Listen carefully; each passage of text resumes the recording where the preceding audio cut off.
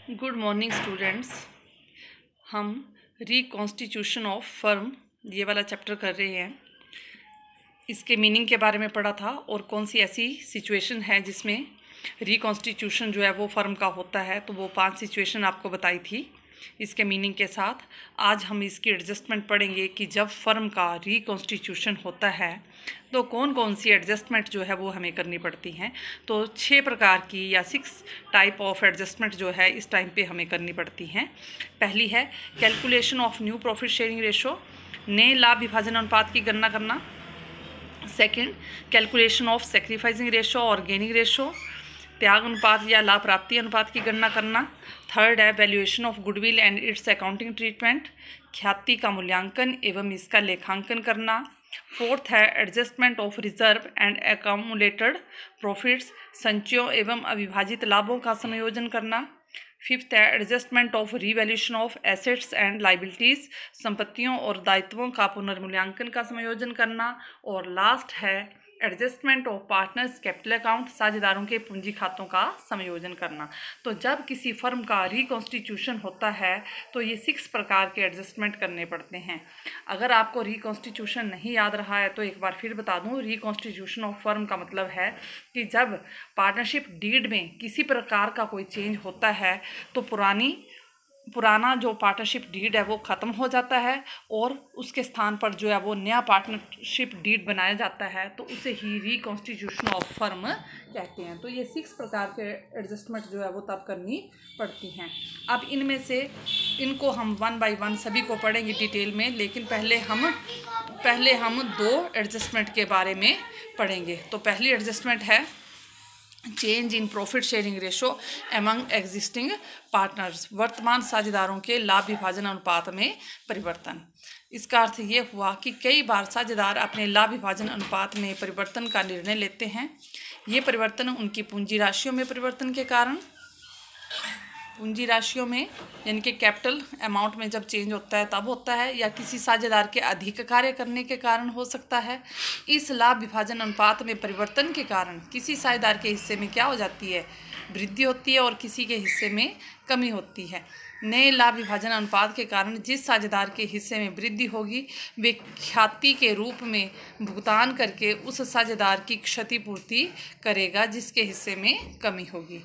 इसका अर्थ ये हुआ कि कई बार पार्टनर आपस में डिसाइड करते हैं कि अब हमने अपनी प्रॉफिट शेयरिंग रेशो जो है वो चेंज करनी है। ये परिवर्तन जो है, ये चेंज जो है उनकी कैपिटल राशियों, कैपिटल अमाउंट के कारण भी हो सकता है, या कोई पार्टनर अधिक कार्य करता है फर्म में उसके कारण भी हो सकता है। और जब इस परिवर्तन को के कारण जब ये चेंज आता है तो इसका इफ़ेक्ट ये पड़ता है कि किसी पार्टनर का हिस्सा बढ़ जाता है और किसी पार्टनर का हिस्सा जो है वो कम हो जाता है। जिस साझेदार का हिस्सा बढ़ता है वह ख्याति के रूप में, ख्याति होती है गुडविल के रूप में भुगतान करता है किस साझेदार को, जिस साझेदार के हिस्से में क्या आती है, कमी आती है, उसको कंपनसेट करता है, ख्याति के रूप में वो उसको हिस्सा देता है। तो ये था पहला एडजस्टमेंट जो करनी पड़ती है। Second, calculation of sacrificing ratio या गेनिंग रेशो। तो सेक्रीफाइसिंग रेशो होती है त्याग अनुपात, सेक्रीफाइस करना, त्याग करना। इसका अर्थ है कि जब कभी वर्तमान साझेदारों के लाभ विभाजन अनुपात में परिवर्तन होता है तो 1 या 2 साझेदारों को अपने हिस्से का कुछ भाग दूसरे साझेदारों के पक्ष में त्यागना पड़ता है। इस त्याग को जब अनुपात के रूप में देखा जाता है तो इसे त्याग अनुपात कहते हैं। इसका फॉर्मूला होता है SR मतलब sacrificing ratio is equal to old ratio minus new ratio. Old ratio आपको क्वेश्चन में दी होगी, न्यू रेशो आपको क्वेश्चन में दी होगी, तो आपने सेक्रीफाइसिंग रेशो निकाल लेनी है। ओल्ड रेशो में से आपने न्यू रेशो जो है वो लेस कर देनी है, तो आपके पास क्या आ जाएगी, सेक्रीफाइसिंग रेशो। सेक्रीफाइसिंग रेशो का अर्थ है कि किस साझेदार ने कितना सेक्रीफाइस किया है। इसमें आएगा कि जब, जैसे कि मैंने आपको बताया कि सेक्रीफाइसिंग रेशो होती क्या है, कि जब कभी क्या होता है, जितने भी साझेदार हैं वर्तमान साझेदार, उनकी प्रॉफिट शेयरिंग रेशो में चेंज आता है तो इसका अर्थ ये होता है कि किसी साझेदार का हिस्से जो है वो बढ़ जाते हैं, या कई बार एक साझेदार या कई बार 2 साझेदारों को के हिस्से जो है वो बढ़ जाते हैं या फिर कम हो जाते हैं। इस वक्त हम सेक्रीफाइसिंग रेशो की बात कर रहे हैं। मान लो 3 साझेदार हैं ABC, तो जब हम प्रॉफिट शेयरिंग रेशो चेंज होगी तो इसका अर्थ ये है 1 या 2 साझेदारों को अपने हिस्से का त्याग करना पड़ेगा। तो इस त्याग को जब अनुपात के रूप में देखते हैं तो इसे त्याग अनुपात या सेक्रीफाइसिंग रेशो कहते हैं।